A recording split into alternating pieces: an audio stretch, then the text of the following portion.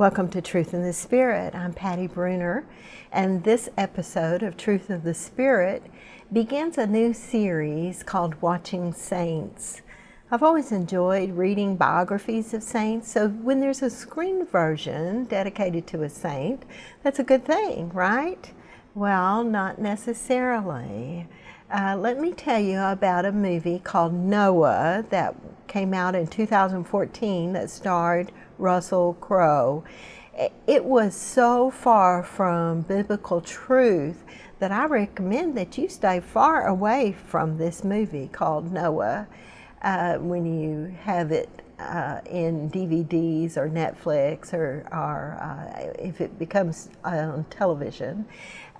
Even though Rotten Tomatoes gave it a pass and said that they admitted it had glaring flaws, but overall it said that Noah was an enjoyable movie, that the director deftly blends his own unique interpretation of the story with biblical power and mysticism.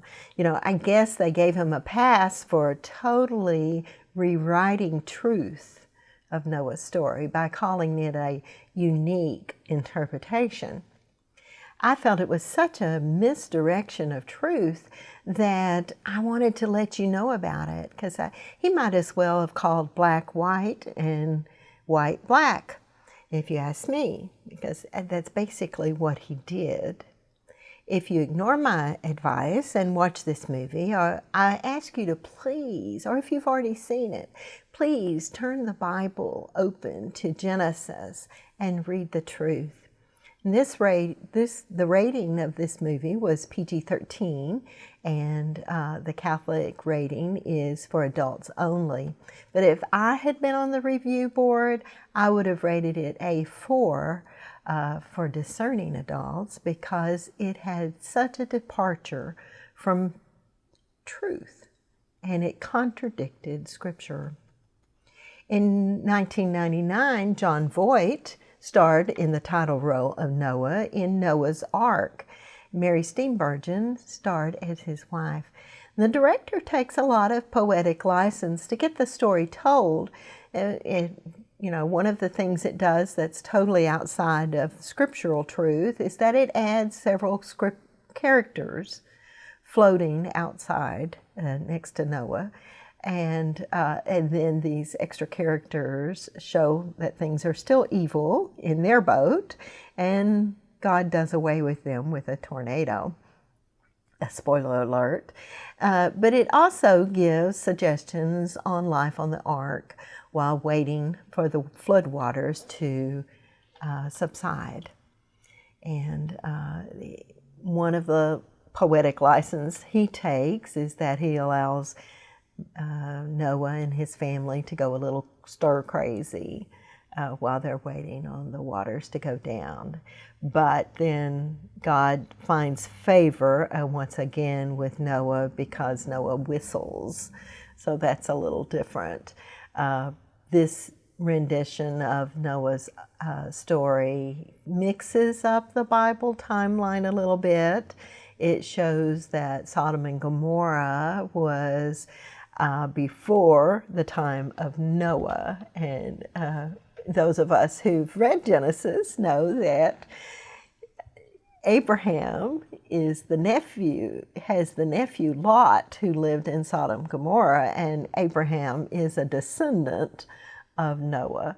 So that being said, he did want to show some of the evil, and Sodom and Gomorrah is the biggest example of evil in the Old Testament. There's not a lot of detail on the evil that was going on in Noah's time, but we know it must be pretty bad, because we can look at some of the evil in our modern times, and the Lord has not sent a flood to destroy everything, and has not sent fire and brimstone to destroy cities the way he did with Sodom and Gomorrah. So, you know, we just have to keep knowing that he allows for righteous men to survive these times. But it's always important to remember that evil is in the world and it is a destructive force, and that there is always hope when there is a righteous man who will listen to God and obey. You know, this version is rated for adults and adolescents, but again, know your timeline and realize that a lot of this movie is fiction. But you'll be filled with joy as they were in the movie when the rainbow appears and hope is on the horizon. There's also a good portrayal of Noah in a very old version of Noah in a movie that starred John Huston in 1966. John Huston also directed this picture, as he did many Westerns. Those of you who like Westerns will recognize the name John Huston. And it covers the first 22 chapters of Genesis, and it's called The Bible in the Beginning. I have another movie version in my cabinet called The Bible Genesis, the Creation and the Flood. But this is so boring that you may have trouble watching it long enough for the appearance of Noah. I figured out that this was an international version, and so they had very little dialogue, so it would be easier to dub it into the different languages. But you know, you can only watch so much desert sky and desert wind and desert sheep, and you know, it just, that part of it just went on and on and on, and you end up saying, okay, Lord, hurry up, send the rain. You know, you're ready for the flood. But even though these movies are generationally challenged and old and boring, they are still better than the 2014 Noah movie that I considered blasphemous. Thankfully, it's very uncommon for a Bible-based movie or a saint-based movie to be that far off. Watching Christian movies about saints show us a witness that is worth watching. Statistics tell us that more people are affected by media productions than from the pulpit. I know in my own husband's family, the only Bible study they knew came from Cecil B. DeMille's 10 Commandments. In this podcast series, I hope to steer you towards the best witness of cinematic offerings, and I'll point the way when something is better just left unwatched. There's also a modern setting of the storyline of Noah used in Evan Almighty, released in 2007. In this, God contacted a congressman named Evan and tells him to build an ark in preparation for a great flood. It's a comedy, yet the bottom line shows how obedience to God gives, is always a good idea. You know, even when they sound off the wall. It also gives a little food for thought about how God might have helped Noah build the ark. Next, I want to talk about Joan of Arc, A-R-C, not A-R-K. And the first movie I saw about Joan of Arc was the 1948 version starring Ingrid Bergman. Now, Ingrid was 33 years old when she made this movie, playing a teenager, this teenager who died at age 19. However, the reviewers in 1948 didn't object to this. It was common, and it still is common, for older actresses to play teenagers. So Miss Bergman, she believed in this project so much that she was willing to use her own money to finance half the movie. And she was nominated for Best Actress, and the film won Oscars for Best Costumes and Cinematography. So you know this is a quality made film. And it was one of the biggest hits of the year, but they spent so much money making it that it recorded a loss that first year. Now, I wasn't alive when this movie was first released, nor when it was re-released in 1950 with a full 45 minutes cut from the movie. I saw the edited version when it was broadcast on television in 1968, and then and several times after that. I believe you can watch it on YouTube now. But in 2004, after the movie was restored, a longer unedited version was released on DVD. And in 2011, it was broadcast on television on the Turner Classic Movies. You know, I haven't seen the longer version because by 2011, I had turned off my cable due to the blatantly pro-gay and sexually promiscuous programming. You know, I was safe for a while watching old movie channels, but then the gay rights marketing blitz on the classic movie channel started promoting original broadcasting instead of just watching the old classic movies that were much more morally designed.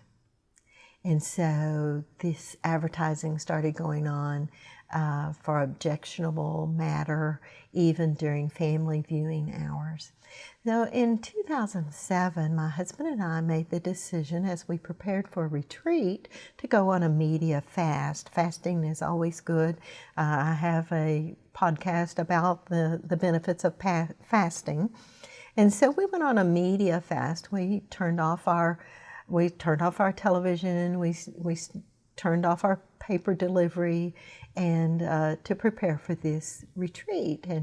And then we found that was so beneficial that we decided to just disconnect our cable.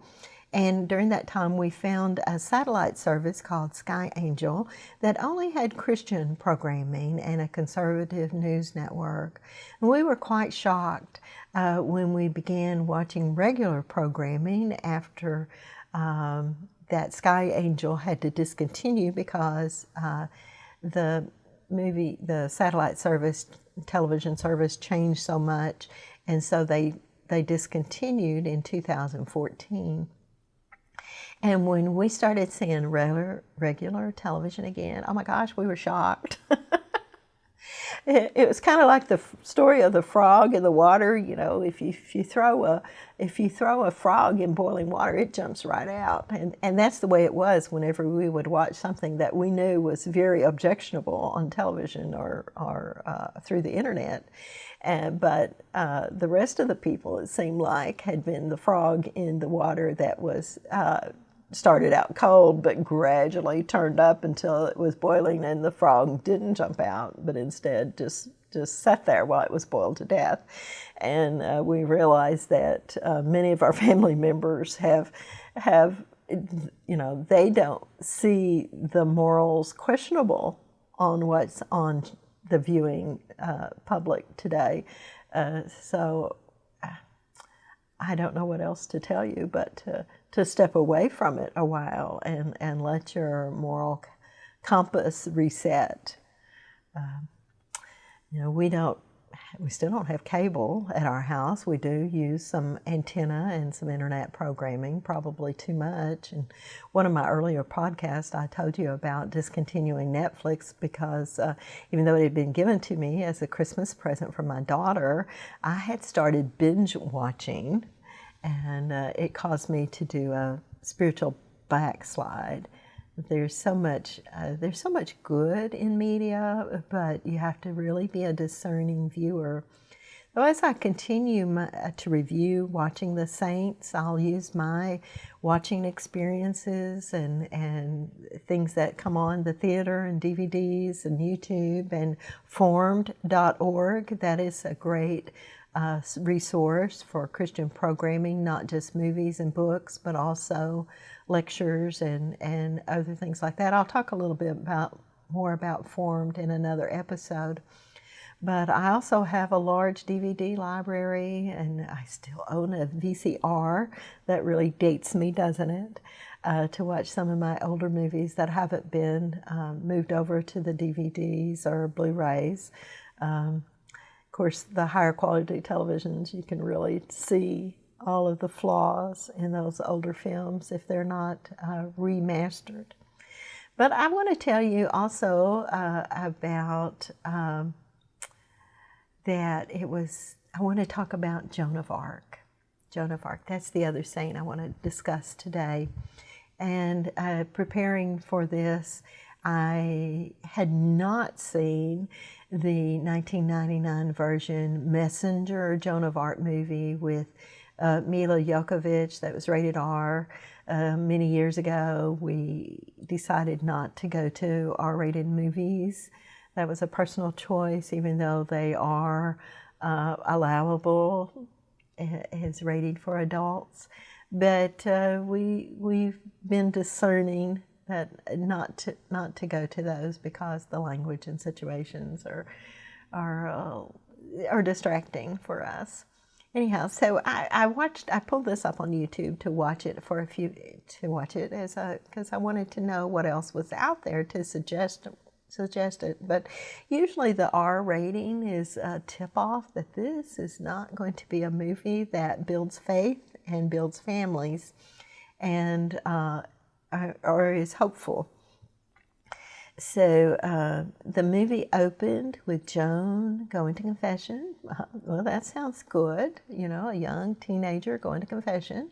But then she had this darkly magical experience, magical rather than mystical. And then the sword appears, and then she's chased by these dark hounds and enters a burning village, and you don't know if she's having a vision of this or if it's real. And then all of a sudden it is real, and she comes upon her sister being chased down by marauding soldiers, and I don't want to get too explicit in this, but her sister dies and is raped. The R rating is very explicit. Something you can't unsee once you see it. So after another scene with Joan in the confessional, the movie then moves to a church where Joan grabs a chalice, pours in a wine, and makes her own communion. All right. Even an uneducated peasant girl like Joan knows that only a Catholic priest can consecrate precious blood. At this point, I turn this version off. 3 strikes and you're out. I probably, anyhow, I turned to the Catholic News Service Media Review Office on the USCCB website and to see what they had to say. And their review said that a medieval action movie offers little insight into the life and times of a French teenager, and then who followed the voices she heard to defeat the English before being betrayed and burnt at the stake. Well, now that is the story of Joan in a nutshell.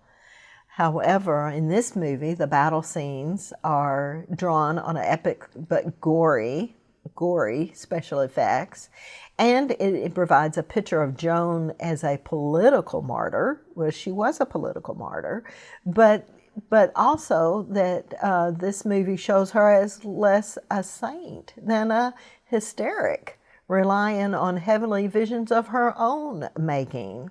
And so the much graphic violence, including the murderous rape, the occasional profanity, and a lot of rough language, they rated it a 4 for discerning adults. I'm glad I turned it off, but I should have gone to the Catholic ratings first. It's really sad to think that people who saw the Messenger story of Joan of Arc version and the Russell Crowe version of Noah, that they get a skewed account instead of truth. So, my friends, I want you to know the truth. I want you to watch the truth. because the truth is what sets us free and gives us the example of what God's love does for us.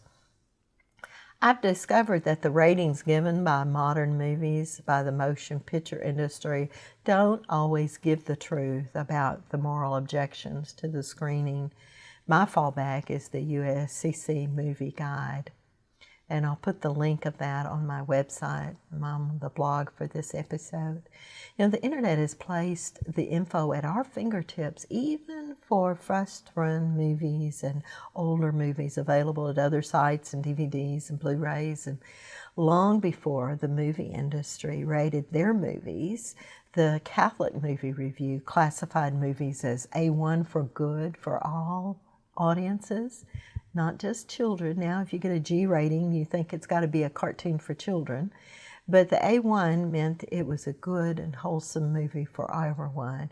A2 meant that my mother would allow me to see it when I was a teenager. A3 means okay for adults. A4 means that discerning adults need to be aware that the movie has some moral flaws. Not just adult situation, but real flaws. And then the rating that it's the new rating is called L. It was formerly called O. You'll see both ratings on various Catholic review sites. But this means it was condemned. It was objectionable for all. And it remains an O basically for moral offensiveness. When I was a teenager, one year it was my job to look up the movies that were playing at our local theater in the published Catholic Movie Review list, and then list the review in our church bulletin. Our community took to heart how important these ratings were to protect our youth from seeing movies that were morally, not good. We lived in a little town in northeast Arkansas where no one saw first-run movies. We could wait until after the Academy Awards to know what was a hit, because none of the movies ever came to Pocahontas until after they had been given those kind of awards. We also, in the summers, we had old movies that were free in the middle of the week. And since we Catholics didn't have church on Wednesday nights like our separated brethren, it was important that we didn't go to see one of the objectionable movies that played on Wednesday nights. Even some of the Elvis movies that sounds funny now because the old Elvis movies seem pretty tame, but in those days, we were still a frog thrown into boiling water. We had not been in that with the moral immorality hadn't tainted us. So in those days, by the time a movie was shown on television too, it was edited for family viewing. So if you watched any movie any night of the week or any time of the day, it had been edited for suitable viewing by the family. That's not the case today. Modern TV viewing omits this service on most of its channels. Just everyone bleep a word here or there, but that's about it. And you can actually turn on R-rated movies, and I guess with cable services, even worse than that during any time of the day. I'm not sure about that, but again, we need to be discerning in what we watch, what we allow into our memory banks. I remember going to a movie as a young adult that was rated by the movie industry as PG. That meant, in my book, that meant that it was fine for teenagers to go see it. I was an older teen, and I was looking forward to the movie because based on previews and a popular song from the movie, it was going to be great. But I was sickened at the storyline of a heroic character making the choice for an abortion. And I looked up the rating when I got home, and I found it was O. So I caution you to double check the moral offensiveness of what you allow your children to watch and the things that you allow into your memory banks. Because we are all still forming our conscience. Even as adults, we still form and reform our conscience by what we allowed ourselves to read and watch. You know, watching objectionable subject matter that is shown, and it's shown not just as acceptable, but as heroic and worthy. These things have changed the moral compass of our country. Okay, so off the soapbox and back to the popcorn. My favorite film version of Joan of Arc was also created in 1999. It was first produced as a 3-episode miniseries and has since been available on television and DVD. It starred Lily Sobieski when she was 16, as she played Joan of Arc at the same age. And it also had well-known actors, Peter O'Toole, Neil Patrick Harris, Peter Strauss, and Olympia Dukakis, to name a few. And as I watched this film on DVD, I was so impressed with it that I Googled information about Joan of Arc's trial. And I found that the movie script was using word for word from the original trial records. Joan of Arc, also known as the Maid of Orleans, was canonized as a saint even though she was burned at the stake by England in 1431 by being accused of being a cross-dressing witch and heretic. A few years later, after her death, the church reopened the trial records and completely exonerated her and declared her a martyr. The life of Joan of Arc is one of the best documented of her era.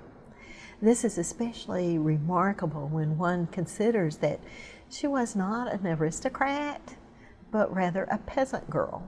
And this fact is due partly because of the trial records, and partly due also because the records of the later appeal of her case after the war. It was the 100-Year War. And then when her trial was investigated and its verdict overturned. So during the trial in 1431, a trio of notaries took notes in French, and they were collated each day following the trial session. So there was a lot of information there. And then about 4 years later, these records were translated into Latin, and 5 copies were made, 3 of which are still in existence. You know, the church has a lot of information, a lot of historical documents stored. And so the lengthy investigations and the appellate trial during the 1450s produced additional information about the details and the behind-the-scenes activity during the process. And because they questioned 115 witnesses during their investigations. And many of these were clergymen who served during the trial. And they gave vivid memories of the many incidents that are not recorded in the trial transcript. And it described how the English government had manipulated the affair. Much of this is included in the miniseries, so it's quite an historical document, this miniseries. Joan had visions of Archangel Michael, Saint Margaret, Saint Catherine of Alexandria. They were all telling her God's will for her, instructing her to support Charles VII to be crowned as King of France during this 100 Years' War with England. Joan did dress in male clothing and armor, but was for her own protection, and especially in battle and later in prison to protect against rape. And she rode into the battle with soldiers and boosted the French morale. She underwent personal strife in battle as she faced her accusers and in prison. And this is a quality film, winning several Emmys and nominated for 4 Golden Globes. But even more than the awards, this movie accurately portrays the teenage saint that obeyed the Lord when He asked her to do something very difficult, and by being obedient, she changed the world. And now, Rotten Tomatoes also reviewed this movie. Don't pay any attention to them. I've found out that we really don't need to follow what Rotten Tomatoes say when it comes to Christian programming. They gave it a very low rating of 10%, and they didn't like it because they said it was a literal interpretation of the oft-produced biography of the 15th century historical heroine Joan of Arc, which is exactly why I love it. I also want to mention a television series called, that was a modern takeoff on Joan of Arc, that was called Joan of Arcadia. And it is a drama telling the story of teenager Joan Girardi. And she sees and she speaks with God. And then she performs the task she is given by Him. The series originally aired on CBS for 2 seasons in September 2003 to April 2005. The show takes place in the city of Arcadia, Maryland, in the United States. And God appeared to the teenage Joan in the form of various people, including small children, teenage boys, elderly ladies, transients, or passerbys. And Joan is asked by God to perform tasks that often appear to be trivial or contrary, but also always end up positively improving a larger situation. Over the 2 seasons, God's influence on others through Joan's obedience is also visible in the choices she makes and the relationships that develop with those around her. She too faces those who cause her strife by their disbelief, and I'll let you watch the show. I won't give you a spoiler alert on that, what happens, but I have watched the series several times over the years, and I always wish it had gone just one more season to complete the storyline where Joan faces down another teenager who is led by darkness instead of God. The theme song, What If God Was One of Us, certainly helps describe the premise for the show as Joan encounters God one-on-one. And I believe that YouTube it currently is offering the Joan of Arcadia series, and it's available on DVD also. You know, the good news is that God did come as one of us, and He continues to encounter us one-on-one. Watching Joan of Arcadia helps us to recognize that fact.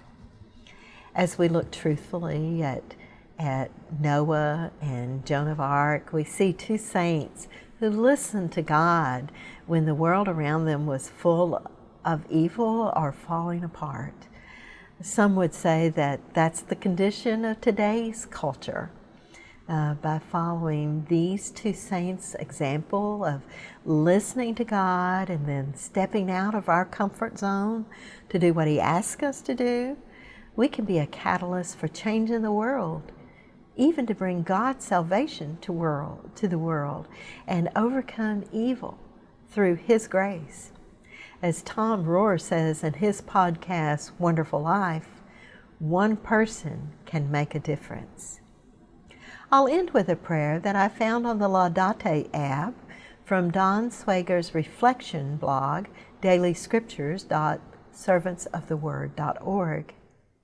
This prayer is, Lord Jesus, please make me vigilant and attentive to Your voice, that I may heed Your call at all times. May I find joy in Your presence and delight in doing Your will. Amen. You've been listening to Watching the Saints, a movie review series on Truth of the Spirit with Patti Brunner. I invite you to subscribe and come back for more. With the Holy Spirit, there's always